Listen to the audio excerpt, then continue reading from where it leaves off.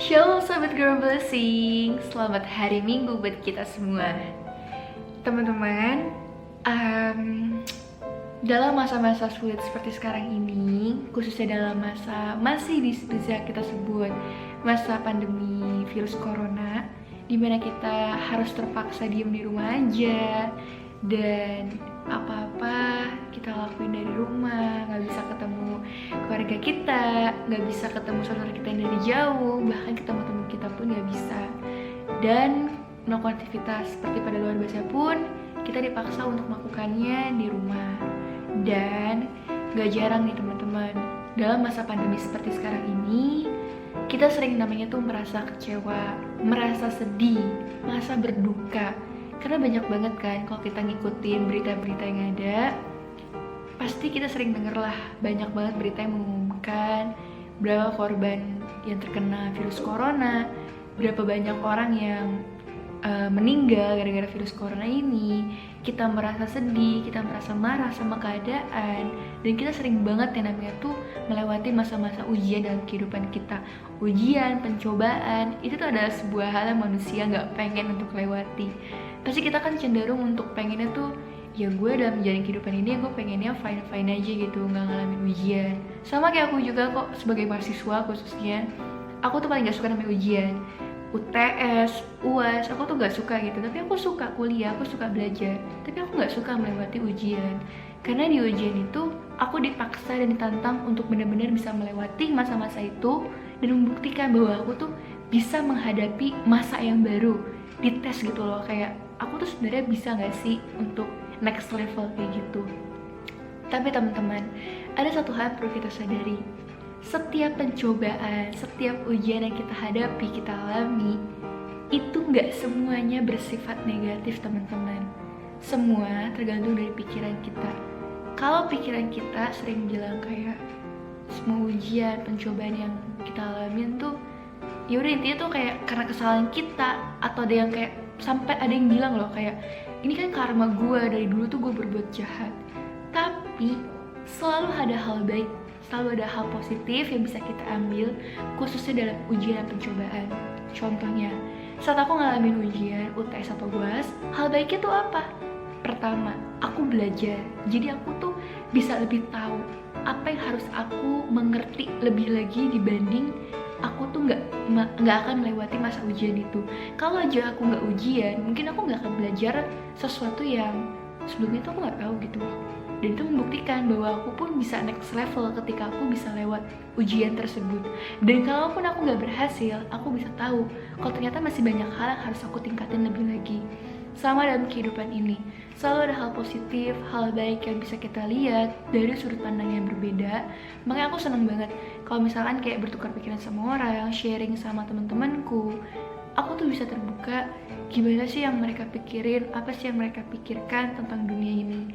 Makanya aku tuh kasih judul firman Tuhan sharingnya hari ini adalah walaupun lelah, tetap Tuhan dan tetap indah.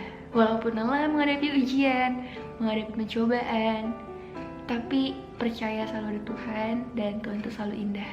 Dan masih bisa tersenyum walaupun keadaan memaksa kita untuk menghilangkan senyum dalam muka kita.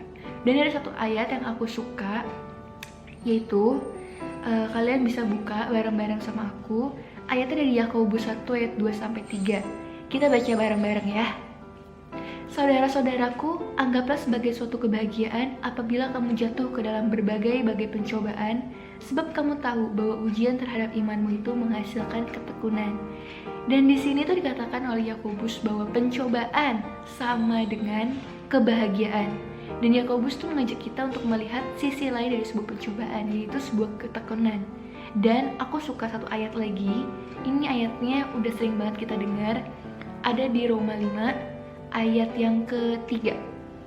Dan bukan hanya itu saja, kita malah bermegah juga dalam kesengsaraan kita, karena kita tahu bahwa kesengsaraan itu menimbulkan ketekunan, ayat 4-nya, dan ketekunan menimbulkan tahan uji, dan tahan uji menimbulkan pengharapan, ayat yang kelima yang terakhir. Dan pengharapan tidak mengecewakan, karena kasih Allah telah dicurahkan dalam hati kita oleh Roh Kudus yang telah dikaruniakan kepada kita. Dan apa ya teman-teman, aku tuh bener-bener kayak seneng banget baca ayat ini sebagai penguat ketika aku ngerasa bahwa makin hari kayak ujiannya tuh makin ada aja, pencobaannya tuh makin ada aja, khususnya kayak aku sebagai anak kuliah, sekarang kuliah online gitu kan, apa-apa tuh jadi ribet, harus kayak sinyalnya bagus, kuotanya harus ada, tapi ya itu ujian kita. Dan ada 4 suku kata yang aku rangkum, dan sebenarnya ini aku udah ini udah menjadi slogan tagline aku sama satu temanku, yaitu IPKB. Jadi kalau kalian mau ingetnya cepet, ingat aja IPK. Kalau misalnya kan ketemu teman kalian, ketemu saudara-saudara kalian cukup bilang kayak IPKB dong. IPKB itu adalah iman, pengharapan, kasih, dan bersyukur. IPKB ini adalah 4 suku kata yang benar-benar akan mengubah hidup seseorang ketika kalian benar-benar meyakini, benar-benar melaksanakannya dalam kehidupan kalian. Iman adalah bagian dari apa yang gak pernah kita lihat, gak pernah kita dengar sebelumnya, tapi kita percaya bahwa itu ada. Pengharapan, ketika kita dalam sebuah ujian, sebuah tantangan, hal-hal tersebut tuh akan membuat kita semakin berharap sama Tuhan bahwa masih ada jalan keluar dalam setiap permasalahan kita. Dan pengharapan itu menimbulkan sebuah kasih ketika kita tahu, kita percaya bahwa kita bisa melewati permasalahan ini, melewati pencobaan ini, melewati ujian ini, kita berharap sama Tuhan, maka dengan sendirinya kita akan melaksanakan kehidupan kita itu sebuah tindakan kasih, entah itu kepada sama kita, kepada keluarga kita, ataupun diri kita sendiri. Kasih itu diwujudkan dari kita gak menyakiti diri kita ketika kita ada masalah, kita tidak menyakiti orang lain ketika kita ada masalah juga, dan juga kasih adalah ketika kita lebih menghargai keadaan kita, yaitu dengan cara mensyukuri segala keadaan, walaupun kita dihadapi oleh pencobaan, ujian, tapi kita akan tetap merasa bahwa yes, Tuhan tuh selalu baik, dan Tuhan akan selalu baik dan akan selalu membawa kita keluar dari permasalahan kita. So teman-teman, lihatlah selalu pencobaan dari sisi yang berbeda, dan percaya deh bahwa kita tuh bisa melewati pencobaan ini.